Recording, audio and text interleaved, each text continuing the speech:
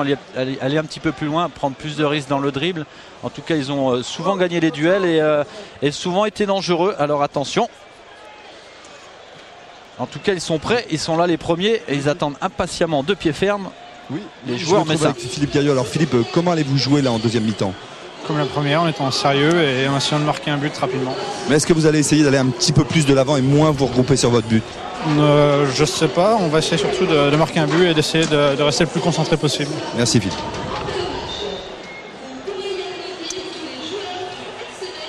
Oui, je sais pas si les Messins auront le loisir de choisir. C'est un match face à un prétendant de haut niveau également.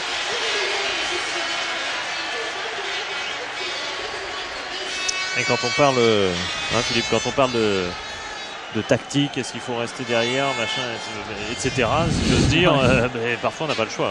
Non, ce qui est sûr, c'est qu'il faut tout donner. Il ne faut pas peut-être pas trop regarder le chronomètre et le score, en tout cas le score de l'autre match. Mais en tout cas, ce qui est sûr, c'est que pour les Messins, il faut éventuellement essayer de marquer un second but. Et pour les Lyonnais, il faut absolument revenir au score. Et ça nous promet une deuxième mi-temps intéressante. Et du côté messin, on a sans doute récupéré un petit peu de sérénité. Et surtout, eh bien, on a dû jouer la petite corde sensible par Joël Muller et par Carlo Molinari. C'est vrai que c'est un club où il règne beaucoup d'humilité. On ne se prend pas pour les champions du monde, mais on est sûr qu'on peut être champion de France.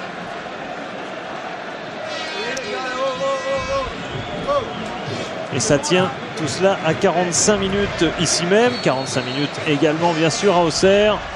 Voyons déjà si les Messins peuvent résister à Lyon et à Delmotte qui est parti tout de suite en tant qu'un véritable ailier gauche sur son côté à l'attaque de cette seconde période. Il joue avec Violo, encore un 1-2 qui permet à Violo de se dégager sur le côté. Son centre tombe sur Lionel Letizy. Ouais, c'était ni un centre ni une frappe, mais en tout cas un bon démembrement de Philippe Violo.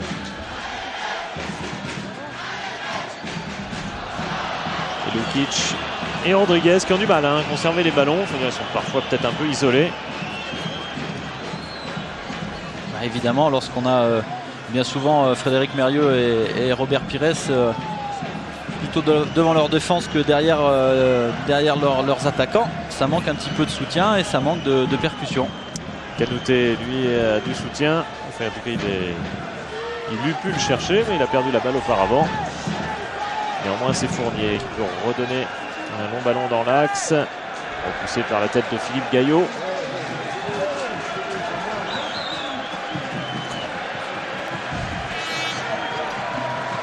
Au centre avec un contrôle de Pascal Pierre. Il préfère assurer, s'isoler pour mieux dégager. Enfin, il dégage directement sur Linares. Ça va revenir vite, sauf si Mérieux a pu dégager cette balle. Avec Mérieux, c'est assez symbolique, pratiquement au niveau de sa défense. On va les encourager du côté du public, les Messins, et également à partir en contre avec Lukic et Rodriguez. Alors Rodriguez, plein champ, qui préfère s'appuyer sur Mérieux, c'est tout sage. Il a également Robert Pires. Rodriguez qui a appelé. 5 touches.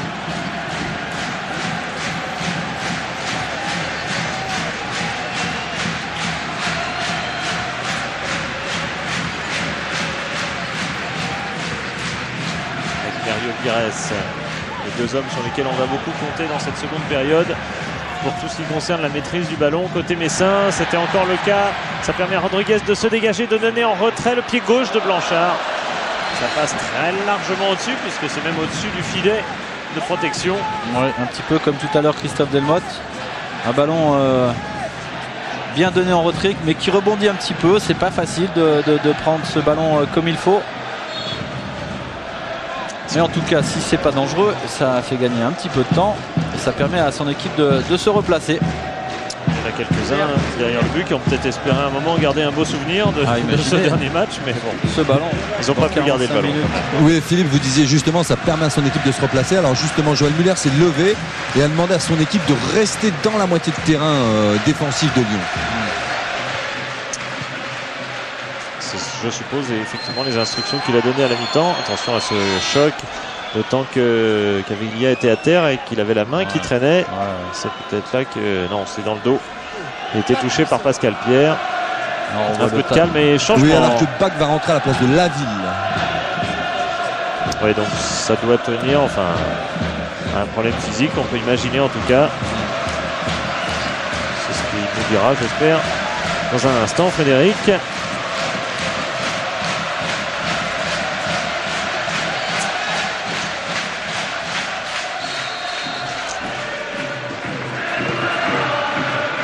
Fournier vers Canouté, qui a essayé de maîtriser la balle. Delmotte également. Au contraire, c'est Beaufin qui l'emmène sur le côté et qui va obtenir une sortie de but. Quelle activité du côté du Belge. On retrouve vraiment une seconde jeunesse. À quelques 33 ans quand même, hein. Enfin près de 33 ans.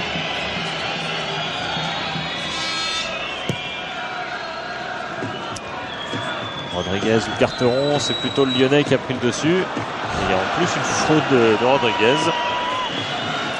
Mais Carteron, je vais vite le coup franc, peut-être trop vite. Blanchard qui relance Lukic, il n'y a pas de hors-jeu.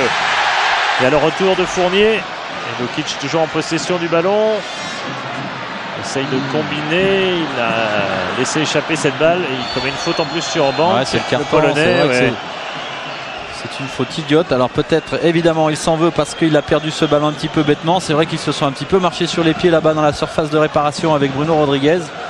Mais là, il ne doit pas se servir de ses mains. On joue au football. On ne joue pas au rugby. Là, entre Bank et Lukic, les deux joueurs de l'Est, le duel était serré, y compris au niveau des mots, visiblement. Fournier par-dessus. En tout cas, je crois que Bank a pris exactement la place de Florent Laville, donc c'était pas un changement vraiment tactique, c'était un problème physique je pense. de la part de Florent Laville. Oui, il va y avoir un changement côté Messin car Louis Sa revient de son échauffement, donc il va entrer en jeu. Pour l'instant, Joël Muller n'a pas décidé ou n'a pas dit encore qu'il allait sortir. Attention à la sortie de Letici, pas de problème. Lukic, on parie pour Lukic ou... Oui, c'est Lukic qui va sortir. Qui paraissait un peu émoussé. Ouais, et puis tiens, quand on commence comme ça à faire des fautes qui n'ont pas lieu d'être, évidemment, on n'a pas envie du côté de Messin de finir le match à 10. Je crois que ça traduit aussi la fatigue. Fait preuve le Yougoslave qui a beaucoup couru en première période, qui est un peu à bout, qui a pris un coup qui plus est en début de seconde période et qui va laisser sa place à Saha, peut-être davantage porté en plus sur la contre-attaque que l'avait Vladan Lukic. Ouais, la jeunesse, le talent pour le jeune Saha, l'explosion. Alors peut-être lui va-t-il se servir de tous les espaces.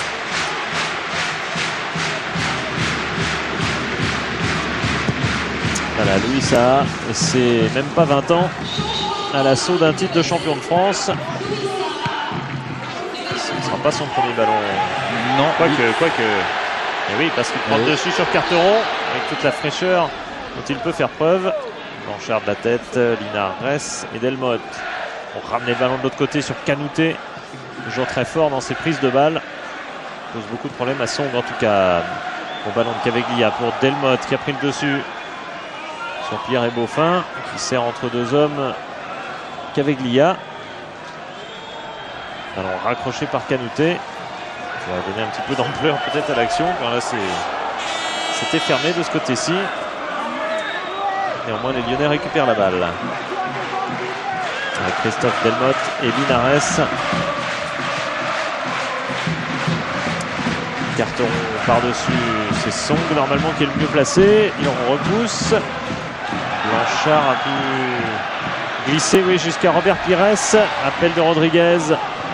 Lui aussi est un peu fatigué à la pointe de l'attaque. Il fait beaucoup d'efforts, les attaquants messins également.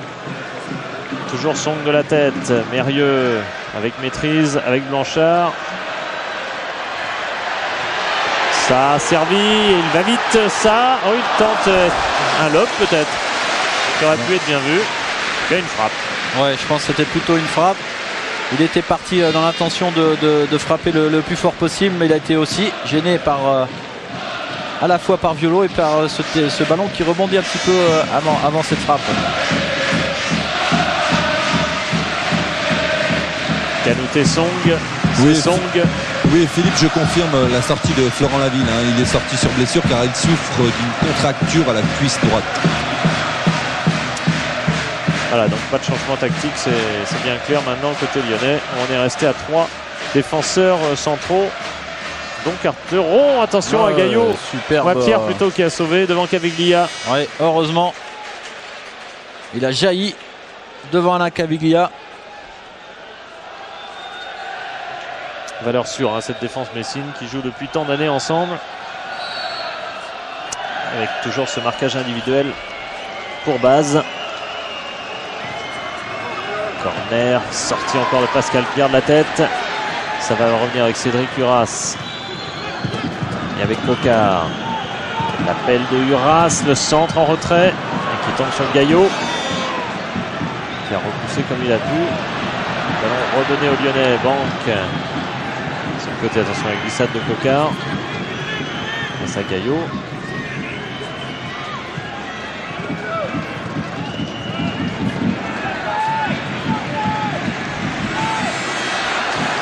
Et peut-être on parle d'un dispositif lyonnais inchangé, mais je pense qu'on va peut-être voir un petit peu plus souvent Alain Caviglia à la pointe de l'attaque et peut-être rester plus en soutien de Canouté et de Cocard.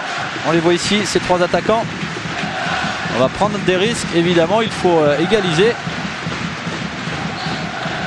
On va essayer de créer le surnombre, effectivement. Caviglia pour l'instant à la manœuvre pour orienter l'attaque côté Linares, côté Uras. David Linares laisse le ballon à son jeune coéquipier. Cocard devancé. Mérieux prolonge. Ce sera sans problème pour Fournier. Canouté fait le tour de Song pour donner un ballon. Non, non, il était tout seul. C'est vrai qu'on a peut-être un petit manque de communication. On aurait dû lui dire que... Oui, il va y avoir un petit changement côté lyonnais. Linares va sortir et va laisser sa place à Malbranc.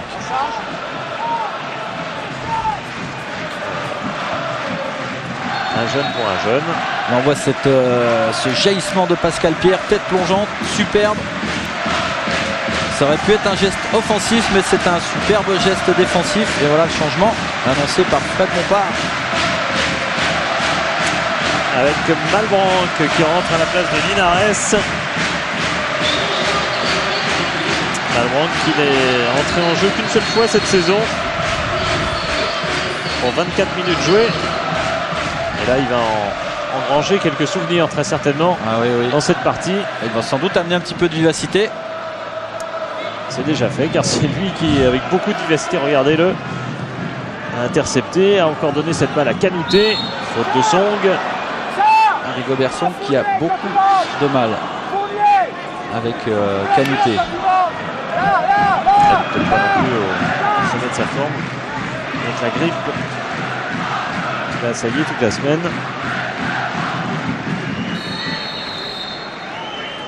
Caviglia pour un coup franc. Je vois Fournier qui monte tout là-bas vers le second poteau. C'est Casteldaich qui a repoussé.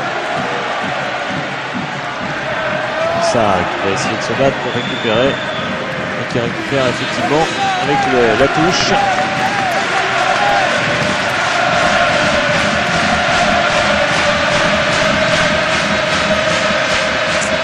Messin qui joue vraiment son rôle. Il sent que son équipe souffre dans cette partie, que rien n'est facile et que son équipe, FC Metz, a bien besoin de ses encouragements. Ouais, puis un public messin qui est sans doute conscient que ça n'arrivera pas tous les ans de jouer le titre et éventuellement d'être champion de France à 30 minutes de la fin de ce match. Oui, ne serait-ce que parce que c'est la première fois que Metz n'a pas vocation, enfin ne jouait pas ouvertement le titre, en tout cas en début de saison. Fait pas partie des gros budgets. Oui. Va perdre aussi de bons joueurs, évidemment. Il reste Song, notamment Blanchard. Parce qu'il peut tout à fait leur permettre de recruter. D'autant que vous savez que cette année, Philippe, pour la première fois, il y a de l'argent offert aux vainqueurs de championnat de France, selon les résultats donc. Un surplus budgétaire, 12 millions de francs quand même pour le vainqueur du championnat, ça peut encore aider à être compétitif l'an prochain en Ligue des Champions, que ce soit pour Metz ou Lens. Ouais, ça suffira peut-être pas à acheter Ronaldo. Oui, Philippe, puisqu'on parle de supporters, sachez que le FC Metz a récupéré des supporters, puisqu'il y a un petit groupe de supporters de Moucron qui sont devenus supporters de Metz, à la fois de Moucron et de Metz. Depuis la victoire de Metz en Coupe d'Europe à Moucron, ils ont été enchantés par cette équipe de Metz. Et on les a rencontrés justement ce matin avec Philippe Janol. Ils ont fait le déplacement. Et ils nous ont dit justement, ça tombe bien parce que les 2 dernières journées de championnat en Belgique, ça se joue le dimanche à 15h, ce qui nous permettra et à la fois de venir voir jouer Metz et Moucron. Ouais, c'est vrai, c'est beau. Moucron est en Belgique naturellement. Attention à Canouté parti. Qui était pas loin de prendre le dessus sur Rigobert Song, qui s'en est bien sorti. A pu donner à son gardien.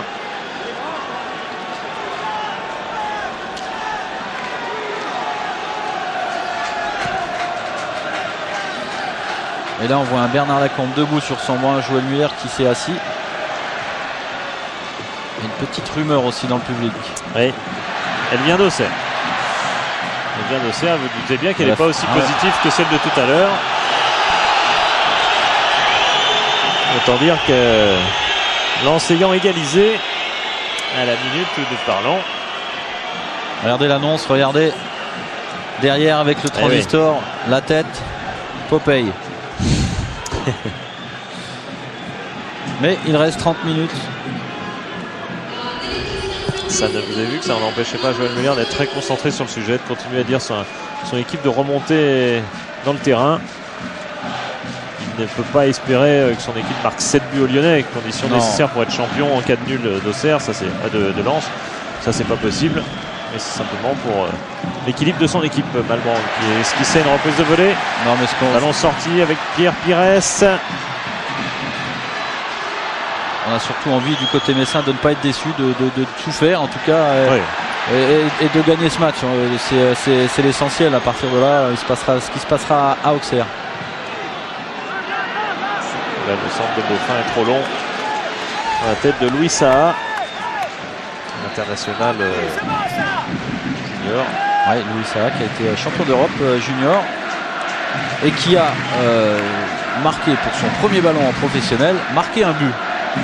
Premier ballon touché. C'est une bête destinée.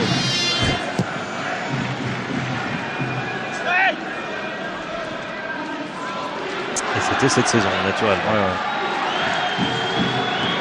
Il est quand même entré en jeu à 20 reprises cette saison. Donc, prendre souvenir, c'était contre Bordeaux, Metz qui avait battu Bordeaux 4-1. Il n'a jamais été titulaire cette saison, mais il est entré 20 fois. Attendant dans l'ombre donc de Rodriguez et Lukic. Et voilà Louis Saha qui laisse le ballon à Robert Pires, lequel fait un changement de côté très bienvenu avec Pascal Pierre qui a bien crocheté. Le centre de l'ancien Brestois, Rodriguez qui est seul mais qui donne à Beaufin. Se repousser. Quel sauvetage de Violo. C'est pas fini avec le pied gauche de Mérieux, sait-on jamais, mais bonne sortie de Malbranc qui repart en contre et qui va très vite donner à Caveglia. Appel de Canouté, mais aussi sur le côté là-bas, il y a Christophe Coquard qui rate complètement. Il a tenté la remise instantanée à Canouté dans l'axe. C'est vrai que Canouté était entouré de 2 défenseurs messins. Il aurait peut-être été préférable que Christophe Coquard soit tente la reprise de volée, soit tente le contrôle et la frappe. C'est pas fini d'un côté et de l'autre avec Uras qui centre. Rigobert Song s'est jeté. Letizy va prendre cette balle naturellement de la main. On ne peut pas dire que c'était une passe intentionnelle. Non. Ce serait quand même délicat de le démontrer. Letizy qui a dégagé immédiatement. Comme quoi il y a une hausse de rythme dans cette partie tout d'un coup. Comme si les Messins voulaient plus. Comme si les Lyonnais voulaient toujours assurer cette place européenne qui ne tient qu'à un but. Effectivement, il suffirait que Auxerre reprenne l'avantage pour que les Lyonnais soient à nouveau plus européens. Je vous rappelle encore que les données ont changé. À l'heure actuelle, Metz n'est plus champion et Lyon est à nouveau européen.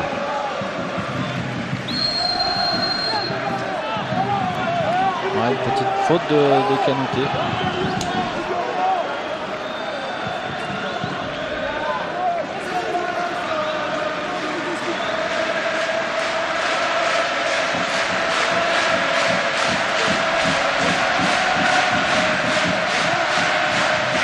Castendeutsch vers ça, le carteron est plus haut.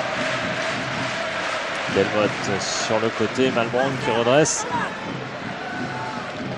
Oui, il s'est passé quelque chose d'assez, je dirais, invraisemblable ici. C'est attention Fred, juste un moment, car ça... Énorme. Allez-y Frédéric, pardon. C'est qu'Alain Caveglia, en vieux briscard qu'il est, lui il a ressenti quelque chose et tout de suite il est venu voir Bernard Lacombe. Il lui a demandé qu'est-ce qui se passe, il y a match nul à Auxerre, et Bernard Lacombe lui a répondu ne t'occupe pas de ça et joue. Ouais. Il a l'expérience, il est attentif à ce qui se passe dans les tribunes. Bernard Lacombe aussi, parce que sa place peut en dépendre. Il est dit que du côté de Lyon on se pose des questions sur le poste d'entraîneur pour l'an prochain. C'est évident qu'une place européenne changerait largement les données à la faveur de Bernard Lacombe. Le Lyon aurait même pu, c'était l'avis des Messins en tout cas, aurait pu tout à fait se mêler à la lutte pour le titre, pourquoi pas, s'il n'avait pas connu un début de saison difficile, notamment à domicile. Ouais, imaginez 8 victoires à l'extérieur. Ouais.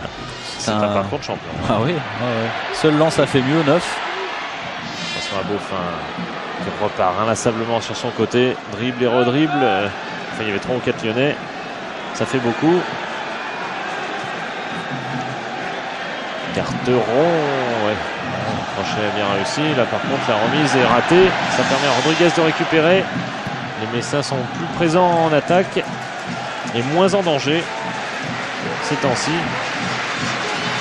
Bernard Lacombe, il aimerait bien que son équipe reprenne un peu l'initiative. Ils sont moins dangereux depuis quelques temps, les Lyonnais. Ils ont baissé un peu de pied. Rodriguez, le ballon est contré, il ne le récupérera pas. Quel avant-centre. Malbranque bloqué sur le côté. Il y a une sacrée vivacité visiblement. Il s'échappe des points de Beaufin et le tacle de Pierre est justement sanctionné. Un petit peu trop engagé. Là on voit Monsieur Colombo faire signe. On va voir les 2 pieds arrivés de Pascal Pierre. Et ça, les pieds décollés, c'est interdit. C'est dangereux. Même s'il prend parfaitement la balle, on peut avoir l'impression qu'il n'y a pas faute. Ouais, non, il y a faute. Très dangereux. J'en connais même, par exemple, le sélectionneur brésilien Zagallo, 4 fois champion du monde, 2 fois comme joueur, 2 fois comme entraîneur, donc on peut respecter son avis, qui disent qu'il faudrait prohiber totalement le tacle, que ce soit par derrière ou par devant. C'est un avis. Ouais.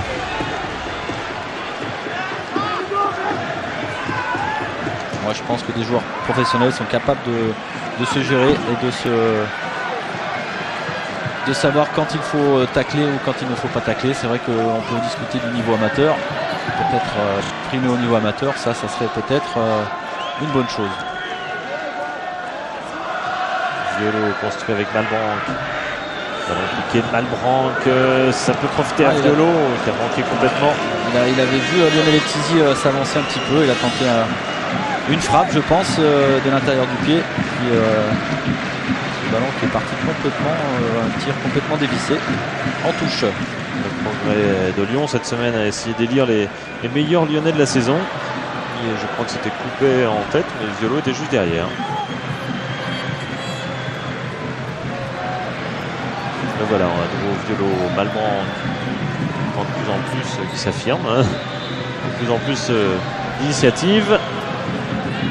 Castendeutsch dégage devant Canout sans prendre de risque. Ouais, le capitaine Messin, quelle saison aussi lui, 487 matchs en première division, c'est tout simplement extraordinaire. Et tout près de 35 ans, mais toujours bel et bien là. Ça est back à la lutte, c'est au profit du Lyonnais le coup franc. C'est Rigo Berson qui lui rendait hommage à Sylvain Castendeutsch dans le Républicain Lorrain. C'est un petit peu mon père, il sait nous parler, il sait nous placer. Et c'est vrai que si la défense de Metz et l'équipe de Metz en tout cas en est là, c'est aussi grâce à son capitaine. Bien relancé de la part de Blanchard. On profite Robert Pires qui est à ses côtés. Beaufin qui construit avec lui. Attention, la balle est derrière. Peut-être par l'arbitre. Monsieur Colombo qui courait, hein, qui était bien placé, qui était dans l'action. Affûté Monsieur Colombo, eh bien, a trompé Danny Beaufin.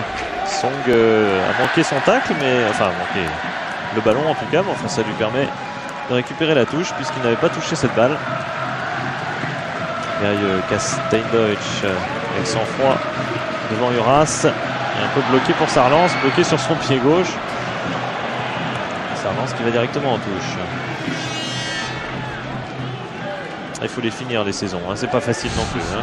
Il reste 22 minutes et il y en a eu de l'énergie dépensée par les Messins notamment qui ont fait la course en tête tout au long de la saison, toujours pratiquement dans les 3 premières places. Leader une fois sur 2. Une grosse dépense en énergie et en physique bien sûr. Et il faudra encore résister sur ce corner obtenu par Canouté.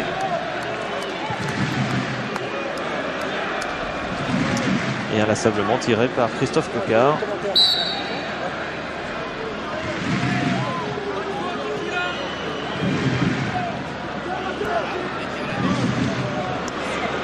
Caviglia, Delmotte. Le centre et la sortie remarquable la sortie de Letizy. Robert Pires relance avec Rodriguez. Fournier impeccable face à l'avancement de Messin.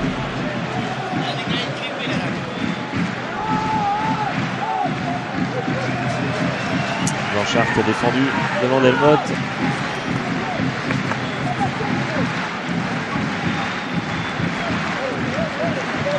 Violo qui revient à l'assaut.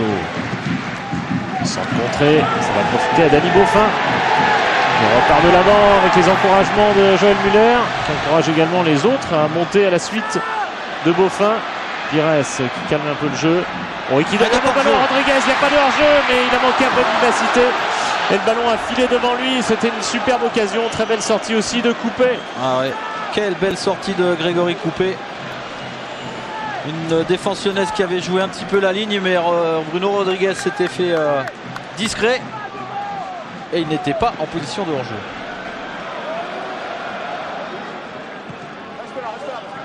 Rodriguez, le revoilà.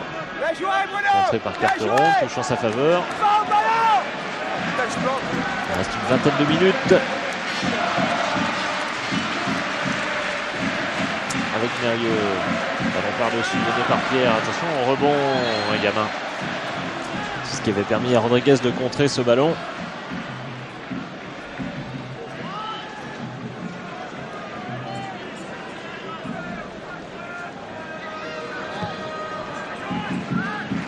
Ce sera Blanchard, le premier sur la balle. Là, Rodriguez est en jeu. Ouais. Il marque, il n'a pas pu s'empêcher. L'instinct. Monsieur Colombo va pas lui en vouloir. Perte de temps, pas très grave. C'est bien. Là, on revoit ce ballon donné en profondeur à Bruno Rodriguez et puis il se couche bien. Impossible pour Bruno Rodriguez de toucher ce ballon. Philippe, comme il regarde longuement Monsieur Colombo, Rodriguez, c'est-à-dire qu'il a trop longtemps cru qu'il était peut-être hors jeu. Il perd peut-être un petit peu de temps. Beaucoup de temps, ouais, évidemment. Et surtout pendant qu'il regardait l'arbitre, il ne regardait pas le ballon, évidemment. C'est vrai que c'est aussi un joueur qui est très bon lancé, mais qui manque peut-être un petit peu de vivacité sur 2-3 mètres. Corner, coup franc pardon, au Caviglia que Carteron n'a pu dévier. Oui, entre-temps, Joël Muller avait appelé Frédéric Merrieux pour qu'il dise à Louis Saha de se trouver juste à la limite du hors-jeu. Il trouve que Louis Saha est mal positionné sur le terrain, un petit peu trop décroché. Il aimerait qu'il se situe juste à la limite du dernier défenseur lyonnais. Pour profiter des situations de contre qui s'ouvrent évidemment, mais c'est comme en voilà une belle avec Danny Beaufin. Il est bien sorti encore coupé. Beaufin qui va récupérer la balle évidemment dans une toute autre position. Un ballon en retrait mal dosé. Ouais, deux arrêts déterminants en tout cas de Grégory Coupé. Il a évité On voit ce Louis Saha qui donne ce bon ballon, Danny Boffin qui arrive lancé comme une fusée, et puis eh bien, il n'a pas quitté le ballon des yeux, lui non plus, Grégory Coupet. Il savait que le Belge allait tenter de piquer le ballon, et puis bien, il oppose ses deux mains et bien, il évite le deuxième but messin. Ouais, superbe ralenti là. On voit à quel point effectivement Coupet a eu le réflexe de lever les bras au maximum pour parer à ce ballon piqué qui effectivement est arrivé de la part de Danny Boffin. Toujours bloqué à 2 buts, qu'il a marqué assez vite en début de saison. Ça repart avec Pires. Toujours pas de vainqueur messin dans ces duels avec Grégory Coupet qui s'en sort à chaque fois. Ouais, et qui joue comme un véritable libéro. Mais heureusement pour les Lyonnais. Car là, les situations de contre se multiplient pour les Messins. Les Lyonnais sont moins dangereux en attaque. Suivant néanmoins celle-ci. Pierre a pu repousser au bénéfice de Frédéric Mérieux. Allons donner du gauche, bien sûr, jusqu'à Pires. Retour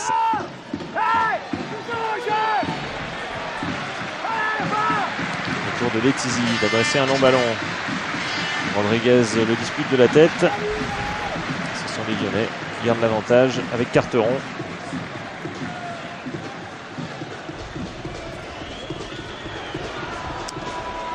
Uras a sorti cette balle. Plus d'imprécision. À nouveau Pires, ouais, qui prend l'accélération dans l'axe. Il a pris le dessus et Carteron a défendu sur lui. Mais Pires avait emmené jusqu'à Coupet, qui a sauvé encore une fois. Il avait feinté la passe sur le côté droit. Il est parti intérieur du pied, il a fait le tour, il a passé l'épaule, comme on dit en rugby, sur Carteron, mais qui revient et qui met ce ballon, qui ne fait pas de faute, qui défend bien et qui met ce ballon en corner. Ah, c'est lui qui l'avait poussé vers le but. Carteron, on l'a bien revu sur ce ralenti. Alors il y a une grosse rumeur. Ah, mais parfois il y a des fausses rumeurs qui sortent. Attention à couper, la sortie était moins nette. Il s'en est sorti, le gardien lyonnais.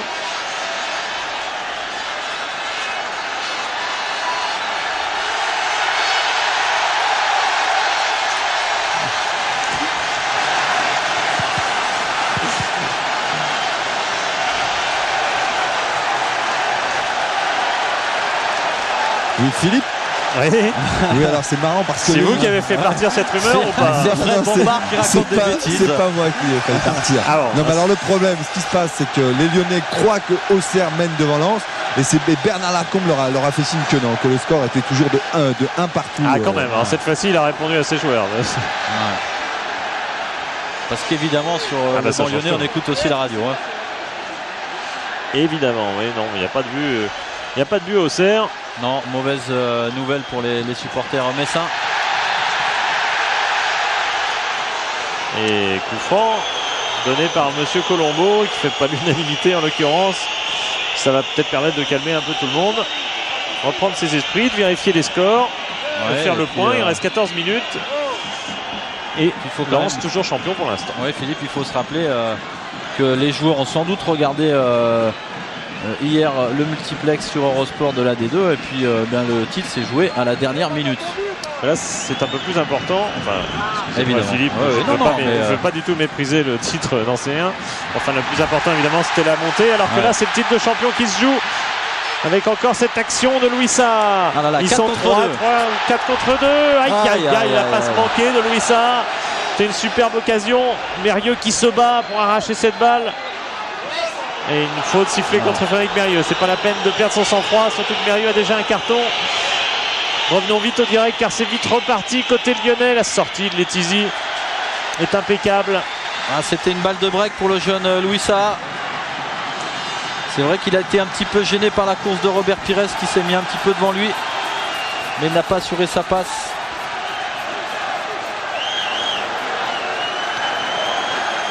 La défense de Fournier sur Saha.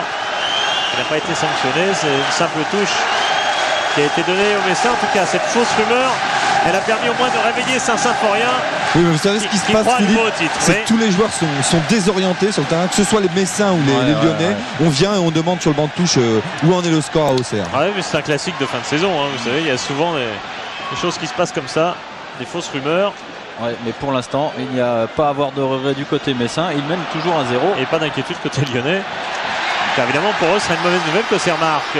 Rodriguez, le centre et Carteron, deuxième poteau, va mettre en corner pour mieux assurer. Ouais, Carteron qui a bien fait de mettre ce ballon en corner. Danny Boffin a traîné derrière lui. En tout cas, quel que soit le score, ce monsieur continue d'animer sa tribune. Vous avez remarqué qu'il est du côté terrain d'ailleurs, donc il doit être autorisé quand même. Frédéric Merriot aussi est en train d'essayer de réveiller le public de Saint-Symphorien. En avait-il besoin du reste? On joue sur l'émotion en ce moment, sur l'émotionnel. Blanchard qui relance Frédéric Merrieux. Il n'y a pas de position de hors-jeu. Il y a centre de Merrieux. Intervention délicate mais réussie de Fournier. Sortie du ballon et c'est bien joué de la part de Banque qui a trouvé Delmotte. Et essayé d'éliminer. Il n'est pas parvenu face à Jocelyn Blanchard. Pires. Et sur le côté droit, Rodriguez qui s'est isolé depuis quelques minutes de ce côté-ci. Le centre de Rodriguez, la tête. Oh là là là. C'est au-dessus. Tête de Blanchard qui avait poursuivi son action. Elle était un tout petit peu haute pour lui, c'était difficile. Je suis pas vraiment sûr. Je pense que ce ballon était bien distillé. Il avait peut-être sauté un petit peu tôt. Et puis eh bien, il a manqué de précision dans sa tête. Là on voit, il fait le geste qu'il faut. C'est pas facile quand même de tromper le gardien. C'est vrai qu'il est en l'air et il faut se matcher ce ballon. Il faut des bons abdominaux et je ne doute pas que Blanchard en est. Caveglia, nouvelle action lyonnaise avec Kanouté Song. C'est Kanouté qui a l'avantage côté droit, qui a réussi à centrer. Caveglia repoussé. Caveglia qui était à la réception. Et c'est tout proche du poteau messin. Ce ballon repoussé par Castelldutch et repris par Alain Caveglia. C'était Kanouté qui avait encore fait un gros travail sur le côté droit. Il avait réussi à centrer un ballon détourné. Regardez, ballon détourné de la tête qui arrive dans les pieds d'Alain Caveglia en pleine course. Il y avait des Messins, mais c'était une occasion franche. C'était Danny Boffin qui était sur la ligne, qui était devant sa ligne pour essayer de sauver. Quelle occasion pour les Lyonnais. Vous avez vu Lokic se lever du banc, qu'il a rejoint depuis qu'il est sorti pour encourager ses équipiers à sortir un peu, pas trop rester sur leur but. Pires qui a défendu une fois de plus. Albranc. Ça Blanchard.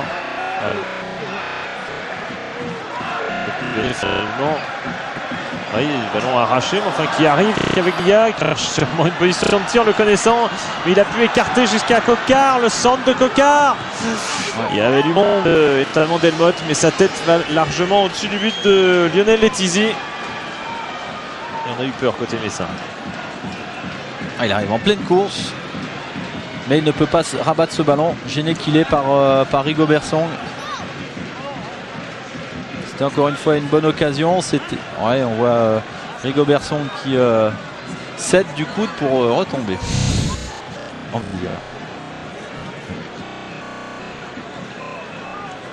C'est lui. C'est lui qui a mal au coude. Dans le duel aérien.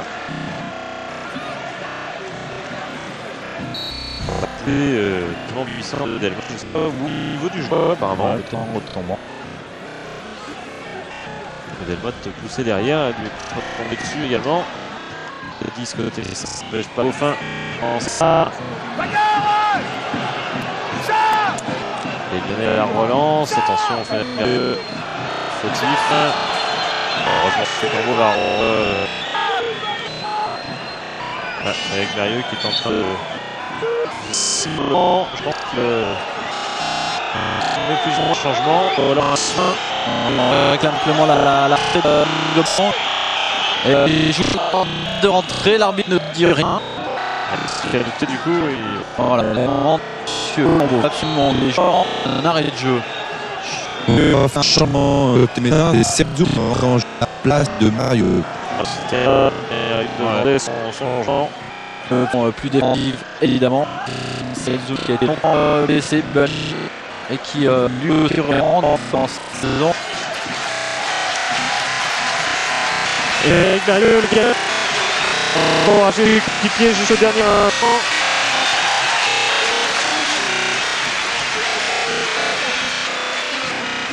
Les destins pour l'instant, Philippe, sont plus favorables. Le FCMS n'a jamais perdu, n'a jamais fait domicile. Pour le score du domicile, 12 victoires.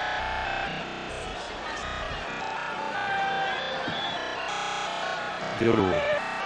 Et c'est de la Simez qui est à Metz. Foncement début.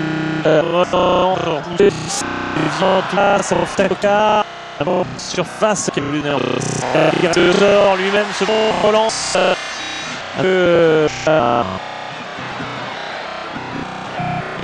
C'est échappé qui dessus. Gaz et touche. C'est un ouais, non, c'est qu'il avait la tête un petit peu belle, il manquait un petit peu de l'appui, mais il avait Bruno Rodriguez qui était en plus. 6 minutes. 6 minutes à espérer évidemment. Passe quelque chose du côté d'Auxerre. Quelque chose qui évite la situation extrêmement vite. À la différence. Ce qui est dur évidemment pour le foot tout au long de la saison. Évidemment, perdu contre Lens, chance en défense. Ça récompense, c'est meilleur attaque que défenseur. Long ballon aérien sur le côté. Passe, essaye de renvoyer Rodriguez à l'assaut. Rodriguez qui laisse Fournier s'imposer, mais pour mieux reprendre le ballon et donner. C'est long pour ça. Qu'est-ce qu'il a fait Louis Saha qui est maintenant déjà le démarrage de l'action. Il aurait dû se douter que Bruno Rodriguez laisse ballon en profondeur. Bien, il a fait peu. Avec Alté qui vient à l'assaut.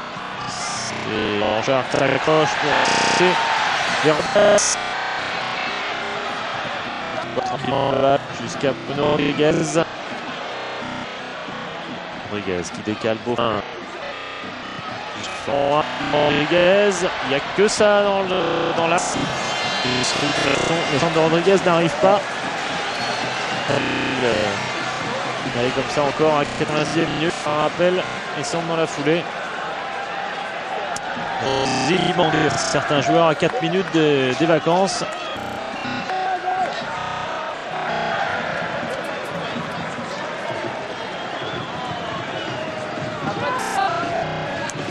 Fournier par-dessus, Gaillot est le plus fort dans le domaine aérien. C'était Pierre du reste. Son marquage avait poussé jusqu'au poste provisoire de latéral gauche. Là, il revient sur Caviglia, son marquage habituel.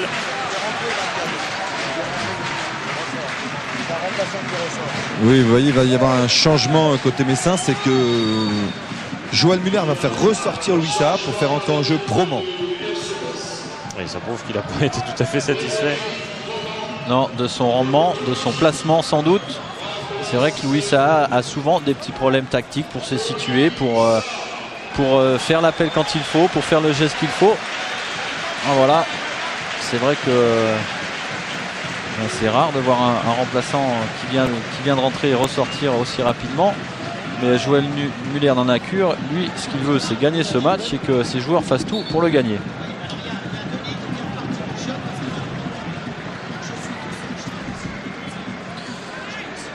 La même situation est arrivée il n'y a pas si longtemps. Ibrahimba au Milan AC. Ça n'arrive pas qu'à Metz.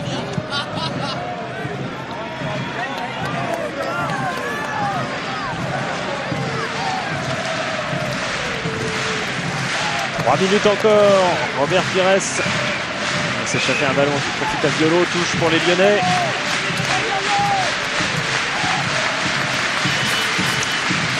S'accrocher bien sûr à ce succès. Je crois qu'on va respirer jusqu'à la dernière seconde. On risque d'avoir un long temps de réflexion après le coup de sifflet final ici, puisque je crois qu'il y a un décalage par rapport au match à Auxerre.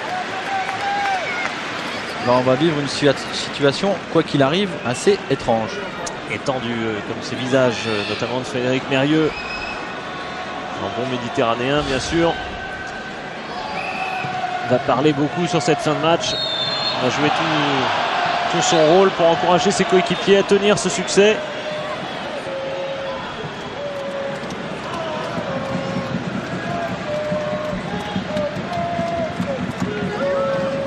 Maintenant sur le banc, il est évident qu'on doit forcément penser à Lens. Ouais, il est clair que s'il y a un but marqué à Lens, on saura rapidement, on va l'entendre. Hein. Attention aux fausses rumeurs. Hein. Ça a déjà piégé une fois le public messin. Song dégage en touche. Ce n'est plus l'heure des recueils de poésie. L'heure est à ce score de 1-0 défendu depuis le début par l'équipe messine.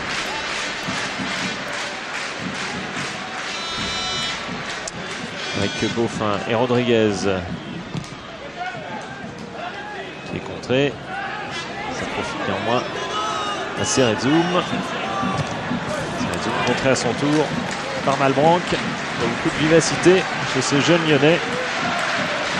Il y a de quoi faire, hein, côté lyonnais, côté jeune, parce que l'équipe de CFA2 a énormément de talent.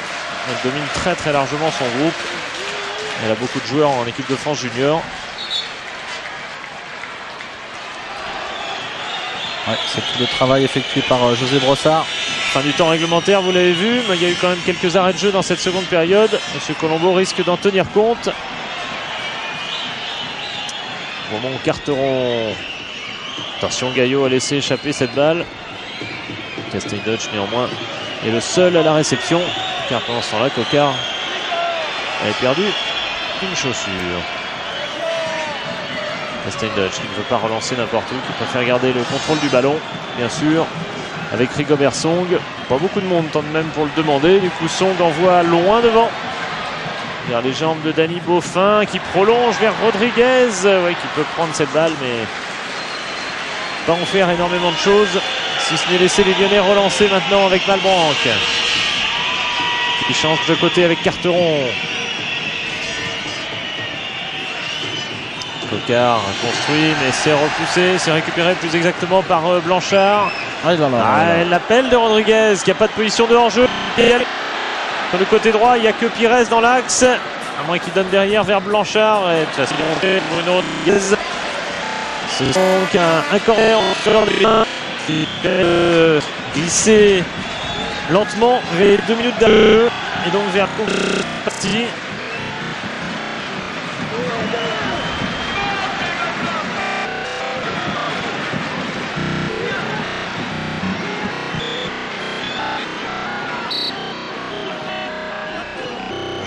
Le corner, le contrôle du monde.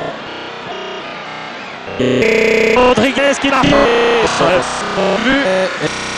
erreur sur la défense même. On dit la fin, c'est terminé.